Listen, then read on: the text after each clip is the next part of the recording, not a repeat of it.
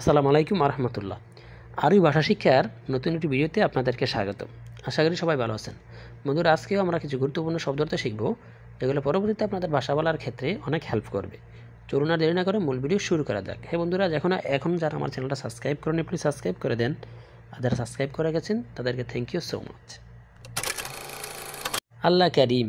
আল্লাহ করিম অর্থ আল্লাহ ভরসা। দম। দম অর্থ রক্ত।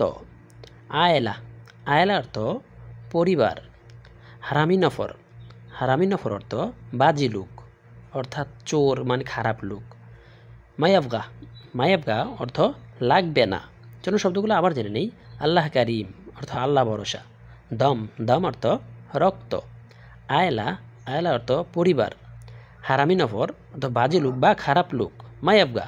মায়াবগা অর্থ লাগবে না বা দরকার নাই। এবদা। এবদা অর্থ শুরু করা, অর্থাৎ কোনো কাজ শুরুকে বলা হয় এবদা। সাক্কার। সাক্কার অর্থ বন্ধ বা বন্ধ করা। সাজার। সাজার অর্থ গাছ।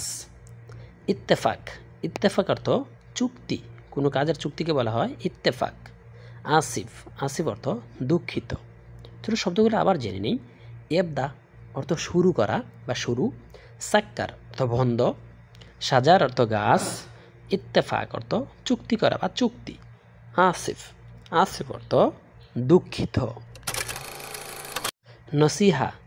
নসিহা অর্থ পরামর্শ, পরামর্শ করাকে বলা হয় নসিহা। তাগরিদ। তাগরিদ অর্থ রিপোর্ট। শাকুয়া।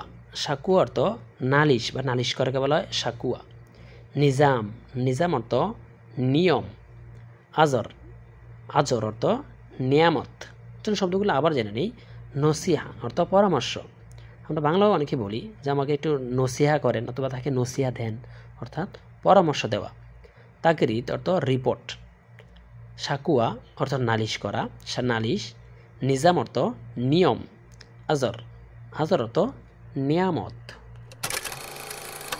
সোরা। সোরা অর্থ ফটো বা পিকচার। নিজের পিকচার ছবিকে বলা হয় সোরা। মিনিন্তা। মিনিন্তা তুমি কে? মাল আনা। মাল আনা অর্থ আমার। রোকসা। রোকসা অর্থ লাইসেন্স, অর্থাৎ গাড়ির লাইসেন্স, দোকানের লাইসেন্স, সবগুলিকে বলা হয় রোকসা। বেঞ্জিল। বেঞ্জিল অর্থ পেট্রোল, অর্থাৎ গাড়ি চালানোর যে পেট্রোলটা এটা বলা হয় বেঞ্জিল। চলো শব্দগুলো আবার জেনে নেই।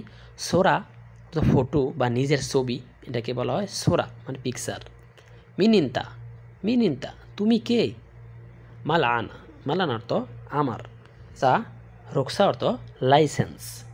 বেঞ্জিল। বেঞ্জিল অর্থ পেট্রোল। রাখিস। রাখিস অর্থ সস্তা।